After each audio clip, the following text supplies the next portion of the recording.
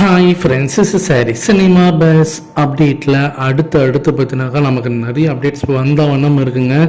So நேற்று Rajini sir 2025 வருஷத்துக்கான அந்த ஹாப்பி நியூ இயர் விஷஸே பார்த்திங்கனாக்கா ஒரு பாஷா படத்தோடைய பஞ்ச் லைனோட அவர் அந்த விஷயத்தை போட்டிருந்தார். இது வரைக்கும் முன்னாடி அவர் எந்த ஒரு விஷயமும் இந்த மாதிரி அவர் போட்டதே இல்லை.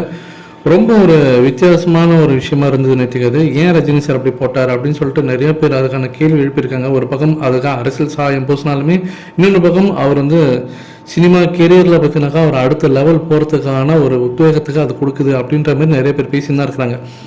இந்த நிலையில் தான் இப்போ படையப்பா படம் பார்த்தினாக்கா பொங்கலுக்கு ரீரிலீஸ் ஆக போகிறதாக இப்போ தகவல் வந்தனுக்கு.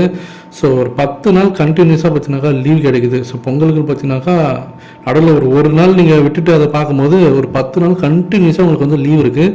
ஒரு மிகப்பெரிய ஹாலிடேஸ் திருவிழா தான் சொல்லுவோம். 2025க்கான ஒரு பெஸ்ட் ஆப்பர்ச்சுனிட்டி. எந்த ஒரு படம் ரிலீஸ் ஆகிறதா இருந்தாலும் அந்த இடம் பார்த்தினாக்கா ஒரு பொங்கலுக்கு நல்ல வசூல் வரும். இதை புரிஞ்சுக்கிட்ட கே.எஸ். ரவிக்குமார் அவர்கள் நம்ம ஏன் படையப்பா படத்தை ரீரிலீஸ் பண்ணக்கூடாது, ஏன்னா எந்த ஒரு பெரிய ஹீரோ படமும் இப்போ இந்த பொங்கலுக்கு ரிலீஸ் ஆகலை. அஜித் சாரோட படமும் தள்ளி போயிடுச்சு.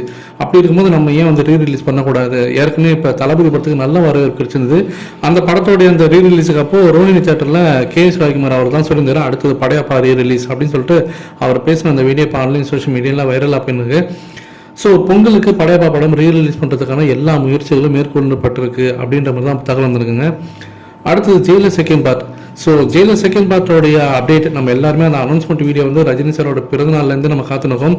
என்ன அது அப்படியே தள்ளி போது கிறிஸ்மஸ்னாங்க, நியூ இயர்னாங்க. ஸோ இப்போ லாஸ்ட்டாக பார்த்தினாக்கா பொங்கல், இதுக்கப்புறமேட்டா அவங்க ரிலீஸ் பண்ணுறதுக்கு வாய்ப்புகள் கிடையாது. பொங்கல் தான் கடைசி. கண்டிப்பாக பொங்கலுக்கு வந்தே தீரும். ஜெயிலர் செகண்ட் பார்ட்டோடைய அஃபிஷியல் அனௌன்ஸ்மெண்ட் பொங்கலுக்கு வந்தே தீரும். அதில் எந்த மாற்று கருத்தும் இல்லைங்க. ஸோ சின்ன அப்டேட்ஸ்லாம் வந்துன்னு இருக்குது. அதாவது இப்போ ஜெயிலர் ஃபஸ்ட்டு பார்ட்டில் எப்படி பார்த்தீங்கன்னாக்கா அந்த அனௌன்ஸ்மெண்ட் வீடியோவே கொஞ்சம் வித்தியாசமாக இருந்ததா, அதே போல் இதில் இன்னும் கொஞ்சம் புதுமையான விஷயங்கள்லாம் சேர்த்துருக்காங்க. ரஜினி சாரோட கெட்டப்பில் ஆரம்பித்து அவர் பேசக்கூடிய அந்த பஞ்ச் லைன்ஸாக இருக்கட்டும்.